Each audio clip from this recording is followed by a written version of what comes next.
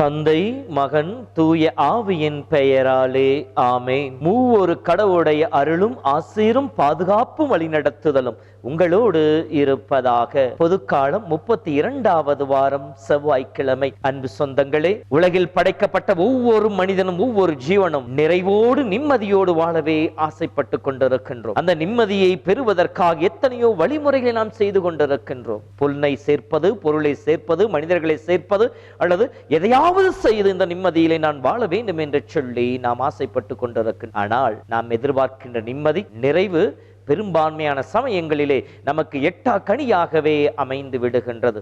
இந்த நிம்மதி எட்டா கனியாக கிடைக்காமல் போவதற்கு காரணம் என்ன என்று சொல்லி பார்க்கின்ற பொழுது நம்முடைய வீணான எதிர்பார்ப்புகள். இந்த வீணான எதிர்பார்ப்புகள் நமக்கு தொடர்ந்து ஏமாற்றத்தை கொடுக்கக்கூடியதாக அமைந்து விடுகின்றது. இந்த தொடர்ந்து வரும் ஏமாற்றம் நம் வாழ்க்கையில் ஒருவையான விரக்தியை கொடுக்க, அந்த விரக்தியுடைய வெளிப்பாடாக உடல் மன நோயிலே மனிதன் வீழ்ந்து போகின்றான். இந்த நிலையிலே மனிதன் நிம்மதியும் இழக்கின்றான், வாழ்வின் எல்லா நிலைகளையும் இழந்து விடுகிறான். இதிலிருந்து வெளிவருவதற்கு நாம் என்ன செய்ய வேண்டும்? இன்றைய நற்செய்தியிலே இயேசு ஒரு அற்புதமான வழியை நாம் நிறைவோடு நிம்மதியோடு வாழ்வதற்காக நமக்கு சொல்லிக் கொடுக்கின்றார். நாங்கள் பயனற்ற ஊழியர்கள், எங்களுக்கு பணித்ததையே நாங்கள் செய்தோம் என்கின்ற அந்த ஒரு நிறைவோடு வாழ முற்படுகின்ற பொழுது நிம்மதியும் நம் வாழ்வை தேடி வரும் என்று சொல்லுகின்றார்.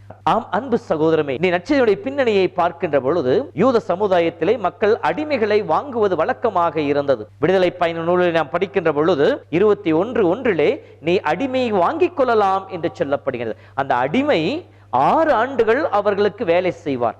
7வது ஆண்டு எதையும் திருப்பி கொடுக்காமல் அந்த அடிமை அவர்களிடம் வெளியேறி விடலாம். இது அந்த அடிமையினுடைய வாழ்வாக இருந்தது. அதே அடிமை தன் தலைவன் மீது, தன் தலைவன் குடும்பத்தின் மீது அதிக அன்பு கொண்டு அவர்களை விட்டு வெளியேற விரும்பாமல் தொடர்ந்து அவர்கள் இல்லத்திலே வாழ விரும்பினால், அவர்களுக்காக தன்னை முழுமையாக அர்ப்பணிக்க விரும்பினால் என்று சொன்னால், இணைச்சட்ட நூலிலே 15 படிக்கின்ற பொழுது 16-17 வசனங்களை சொல்லப்படுகின்றது.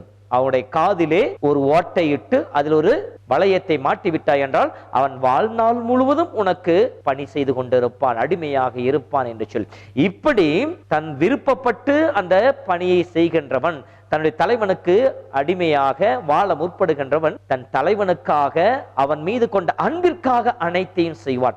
இத்தகைய பணியாளனுக்குரிய மனப்பாங்கை தான் நாம் ஒவ்வொருவரும் பெற்றுக்கொள்ள வேண்டும். கடமையை கட்டாயத்தின் பேரில் செய்யாமல், நம் மீது சுமத்தப்பட்ட ஒரு சுமையாக கருதாமல், மாறாக அது என்னுடைய பணி என்பதை நான் மனமுவந்து செய்ய ஆரம்பிக்கின்ற பொழுது அது எனக்கு நிறைவை கொடுக்கும் என்பதை சொல்லுகின்றார்.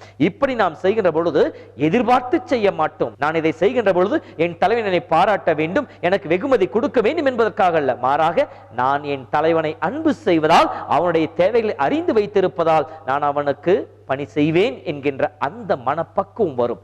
இத்தகைய மனப்பக்குவத்திலே வாழத்தான் இறைவன் நம் ஒவ்வொருவரையும் அழைக்கிறார். நாம் ஒவ்வொருவரும் கடவுளுடைய பணியாளர்கள், கடவுளுடைய பணியை செய்வதற்காக இந்த உலகிலே பணிக்கப்பட்டவர்கள். அப்படி என்றால் எந்த மனநிலையில் நாம் பணியை செய்து கொண்டிருக்கின்றோம், அல்லது எந்த எதிர்பார்ப்போடு நம்முடைய கடமைகளை செய்து கொண்டிருக்கின்றோம்? நம் கடமைகளை செய்கின்ற பொழுது 2 மனப்பாங்கு இருப்பதாக நம்மால் உணர முடியும். ஒன்று, எந்த கைமாறும் எதிர்பார்க்காமல் நம்முடைய கடமைகளை முழு ஆர்வத்தோடு பணிகளை செய்வது. இரண்டாவதாக, நான் எந்த காரியத்தை செய்தாலும் அதில் உள்மனதிலே எதிர்பார்ப்போடு பிறனை பாராட்ட வேண்டும், பிறனை அங்கீகரிக்க வேண்டும், எனக்கு கைமாறு கிடைக்க வேண்டும் என்கின்ற அந்த ஒரு மனநிலையிலே நாம் செய்ய ஆரம்பிக்கின்ற பொழுது அது உண்மையிலேயே ஒரு விரக்தியை, தலைவன் பாராட்டவில்லை என்றால், அங்கீகரிக்கவில்லை என்றால், அல்லது தலைவனிடம் கைமாறு கிடைக்கவில்லை என்றால் விரக்தியும் வெறுப்பும் அங்கே ஏற்பட ஆரம்பிக்கும். இந்த மனநிலை தகர்த்தெறிய வேண்டும். அப்படி என்றால் நாம் நம்மை பற்றி அல்ல, அதிகமாக கடவுளை பற்றி, அதாவது தன்னுடைய தலைவனை பற்றி சிந்திக்க வேண்டும். உதாரணம் சொல்ல வேண்டும் எனில், அன்னை மரியாளும் கூட இதோ ஆண்டவர் அடிமை என்று சொன்னவுடன் அன்றிலிருந்து இறை திட்டத்திலே தன்னை முழுமையாக அர்ப்பணித்துக் கொள்ள ஆரம்பித்தார். மரியாள் தன்னை பற்றி நினைத்திருந்தாலே என்றால், நான் கன்னிப்பெண், கருவுற்றாள், என்னை எல்லோரும் என்ன செய்வார்கள் என்று சொல்லி தன்னை பற்றி அவர் நினைத்திருந்தாலே என்றால் கடவுளை மீட்பு திட்டத்தில் அவள் பங்கெடுத்திருக்க முடியாது. மீட்பின் உடன் பங்காளியாக கடவுளுடைய மீட்பை இந்த உலகிற்கு கொண்டு வருவதற்கு ஒரு வாய்க்காலாய் அமைந்திருக்க முடியாது. ஆம் அன்பு சகோதரமே, நாம் கடவுளின் பணியாளர்களில் நாம் நம்மை பற்றி அல்ல, கடவுளையும் நம்மோடு இருக்கின்ற மக்களையும் பற்றி சிந்திக்க ஆரம்பிக்கின்ற பொழுது எதையும் எதிர்பார்க்க மாட்டோம். பாராட்டையோ அங்கீகாரத்தை எதிர்பார்க்காமல் நம்முடைய கடமைகளை முழுமையாக செய்ய முற்படுவோம். கடவுள் நம் ஒவ்வொருவரையும் ஆசீர்வதிப்பாராக. ஆண்டவர் உங்களோடு இருப்பாராக. எல்லாம் வல்ல இறைவன் தந்தை, மகன், தூய ஆவியின் பெயராலே ஆமென். வெண்ணும் கொடையால் மனித வாழ்வை அழியா உறவில் இணைக்கும் பணியை நிறைவாய் வாழ்ந்த இறைமைந்தனே, எங்கள் அருள் வாழ்வின் வழிகாட்டியே. உம் பணி வாழ்வையே எங்கள் அகராக ஏற்று அயராது உழைப்போம், தளராது ஜெபிப்போம்.